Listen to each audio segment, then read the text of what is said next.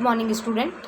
आज हम बात कर रहे हैं difference between monetary policy and fiscal policy, यानी कि राजकोषीय नीति और मौद्रिक नीति में क्या डिफरेंस है। डिफरेंस जानने से पहले हम जानते हैं कि मॉनेटरी पॉलिसी का मीनिंग क्या है और फिस्कल पॉलिसी का मीनिंग क्या है उसके बारे में। तो देखिए, सबसे पहले हम बात कर रहे हैं मीनिंग ऑफ मॉनेटरी पॉलिसी यानी मौद्रिक नीति के अर्थ के बारे में। देखिए, मौद्रिक नीति जो होती है, मौद्रिक नीति का जो संबंध होता है, जो रिलेशंस होता है, वो हमेशा क्रेडिट के साथ होता है, यानी कि धन, और साथ ही साथ सप्लाई ऑफ मनी यानी कि ऋण की आपूर्ति। इनमें जो चेंजेस होता है उसमें जो बदलाव करना होता है, यानी कि अगर सिंपल सी लैंग्वेज में बात करें तो मनी का फ्लो अगर मार्केट में ज़्यादा होता है, जिसे हम इन्फ्लेक्शन कहते हैं, जिसे हम क्या कहते हैं, मुद्रा प्रचार, तो उसको नियंत्रित करना होता है। और कभी आप देखते हैं कि मार्केट में जो मनी का फ़्लो है वो बहुत कम है, जिसे हम क्या कहते हैं, डिफ्लेक्शन यानी मुद्रा संकुचन। तो इनमें जो बार बार चेंजेस आता है, जो फ्लक्चुएशन आता है, उसको कंट्रोल जो किया जाता है वो मॉनेटरी पॉलिसी यानी मौद्रिक नीति के द्वारा किया जाता है। इसी विशिष्ट उद्देश्य को प्राप्त करने के लिए हम कुछ मॉनेटरी टेक्निक्स का यूज़ करते हैं, जिससे कि क्रेडिट में या सप्लाई ऑफ मनी है उसको कंट्रोल किया जा सके।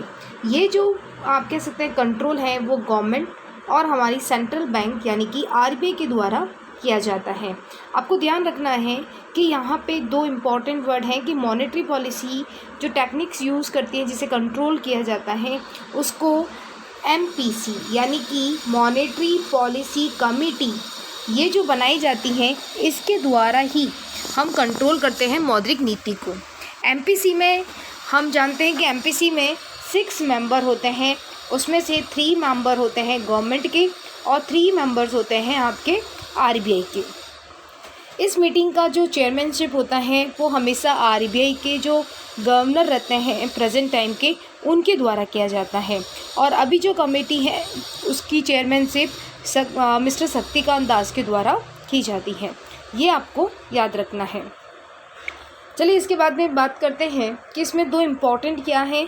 इसमें दो इम्पॉर्टेंट, इनको कंट्रोल करने के लिए यानी मनी का फ्लो है, क्रेडिट सप्लाई है, उसको कंट्रोल कैसे किया जाए। ठीक है, यानी कि कैसे कंट्रोल करेंगे, उस मनी का फ़्लो ज़्यादा है कम है, तो उसको कंट्रोल करने के लिए इसमें कुछ टेक्निक्स यूज़ की जाती हैं।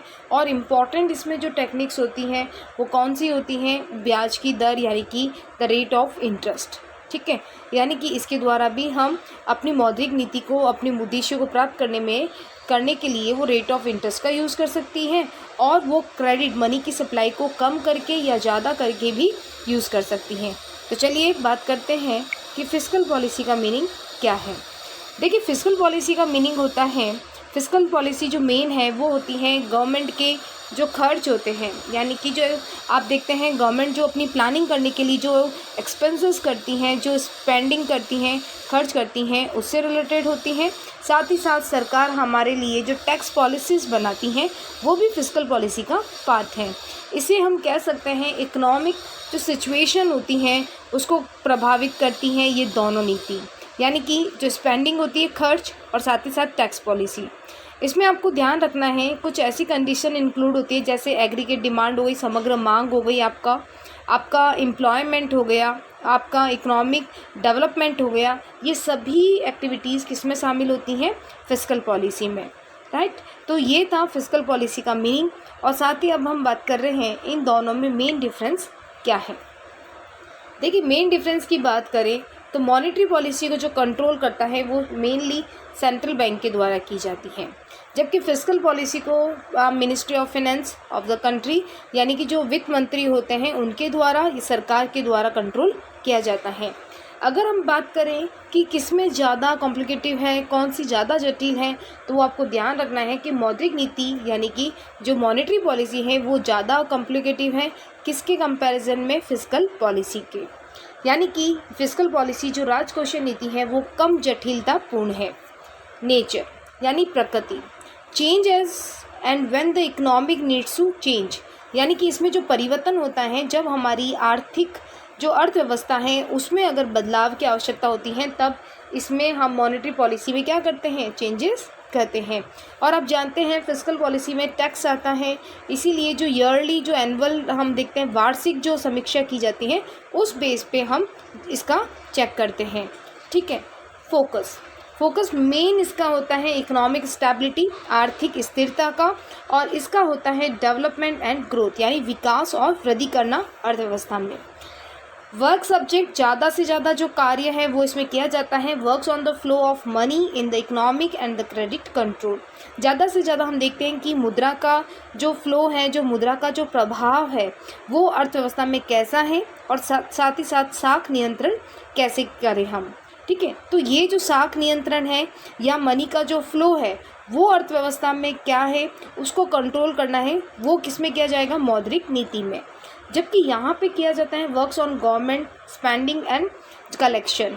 स्पेंडिंग का मतलब आप जानते हैं कि खर्च, यानी सरकार जो समय समय पर जो प्लानिंग्स लेके आती हैं उस पे जो खर्च करती हैं वो सभी की सारी प्लानिंग्स पे जो खर्च किया जाता है, एक्सपेंडिचर किया जाता है, वो सारा का सारा फिस्कल पॉलिसी में आता है। और सरकार की जो रेवेन्यू है यानी मेन टैक्स से जो कलेक्शन होता है वो भी किस में आएगा, फिस्कल पॉलिसी में। देखिए पॉलिटिकल इन्फ्लुएंस का मतलब है राजनीतिक प्रभाव। तो मौद्रिक नीति तो MPC यानी कि मौद्रिक पॉलिसी जो है वो कमेटी के द्वारा बनाई जाती है, इसलिए नो पॉलिटिकल इन्फ्लुएंस यानी इसमें राजनीतिक प्रभाव नहीं होता है। जबकि यहाँ फिस्कल पॉलिसी में हम कह सकते हैं राजनीतिक प्रभाव थोड़ा होता है। टूल्स यूज़ यानी कि क्या क्या उपकरण यूज़ किए जाते हैं। मॉनेटरी पॉलिसी में हम repo rate, cash reserve ratio, interest rate और ओपन मार्केट सिक्योरिटीज़ ये सारे इंस्ट्रूमेंट यूज़ करते हैं मॉनेटरी पॉलिसी में। ठीक है। उसके साथ टैक्स रेस, जो हम टैक्स रेट है अलग अलग रेट लगाते हैं। ठीक है। डीमोनेटाइजेशन यानी विमुद्रीकरण, ये सभी जो आप कह सकते हैं इंस्ट्रूमेंट है ये फिस्कल पॉलिसी के होते हैं। तो आज जो हमने बात की है वो है मॉनेटरी पॉलिसी और फिस्कल पॉलिसी में डिफरेंस की और उसके मीनिंग की। ओके।